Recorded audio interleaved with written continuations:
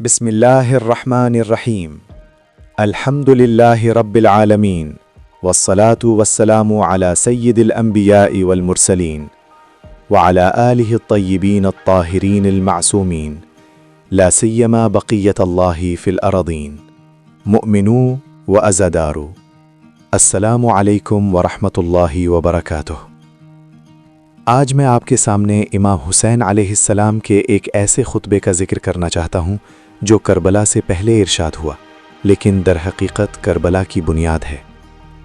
یہ خطبہ منی کے مقام پر دیا گیا، وہی منی جہاں حاجی لبیک کہتے ہیں، وہی منی جہاں قربانی ہوتی ہے، اور وہی منی جہاں امام حسین علیہ السلام نے حق کی قربانی کا اعلان کیا۔ پہلا حصہ، حق کی یاد دہانی۔ امام حسین علیہ السلام نے لوگوں کو جمع کیا اور فرمایا، میں تمہیں خدا کی قسم دے کر پوچھتا ہوں، کیا تم نہیں جانتے کہ رسول خدا صلی اللہ علیہ وسلم نے علی علیہ السلام کو اپنا بھائی قرار دیا؟ اے مومنو، امام حسین علیہ السلام کوئی نئی بات نہیں کہہ رہے تھے، وہ صرف یاد دہانی کرا رہے تھے۔ پھر آپ نے ایک ایک کر کے وہ حقائق گنوائے جو سب جانتے تھے۔ مسجد نبوی میں صرف علی کا دروازہ کھلا رہنا، غدیر خم میں ولایت علی کا اعلان، خیبر میں پرچم علی کے ہاتھ میں ہونا، مباہلہ میں صرف اہل بیت کا جانا، حدیث ثقلین، قرآن اور اہل بیت، اور ہر بات پر مجمع کہتا تھا، بارہا ہم گواہ ہیں، ایسا ہی تھا۔ سوال یہ ہے عزادارو، جب سب گواہ تھے تو پھر حق تنہا کیوں رہ گیا؟ دوسرا حصہ، خاموشی کا جرم۔ اس کے بعد امام حسین علیہ السلام نے رخ بدلا اور بات کی خاموشی پر۔ آپ نے فرمایا، پچھلی امتیں اس لیے تباہ ہوئیں کہ ظلم کو دیکھا، ناانصافی کو دیکھا، حق کو دبایا جاتا دیکھا، مگر چپ رہے۔ امام نے قرآن کی آیات یاد دلائیں کہ اللہ نے علماء کو اس لیے ملامت کی کہ وہ ظالموں کو روکتے نہیں تھے۔ اے عزادارو، ظلم صرف تلوار سے نہیں ہوتا، کبھی کبھی ظلم خاموشی سے بھی ہوتا ہے۔ تیسرا حصہ، اہل علم سے سخت خطاب۔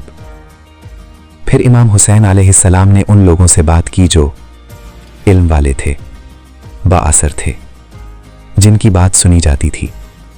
فرمایا، تمہیں عزت اس لیے دی گئی تھی کہ تم دین کا دفاع کرو، مگر تم نے مظلوم کا ساتھ نہیں دیا، ظالم سے ٹکر نہیں لی، دنیا کے خوف میں حق چھوڑ دیا۔ اور یاد رکھو، جب اہل علم خاموش ہو جائیں تو جابر حکمران پیدا ہوتے ہیں۔ چوتھا حصہ، امر بالمعروف کی اصل حقیقت۔ امام حسین علیہ السلام نے فرمایا، امر بالمعروف صرف زبان سے نصیحت نہیں، اور نہیں عن المنکر صرف دل میں برا جاننا نہیں، بلکہ ظلم کے نظام کو روکنا، حق کو زندہ کرنا، مظلوم کو تحفظ دینا، یہی دین کی روح ہے۔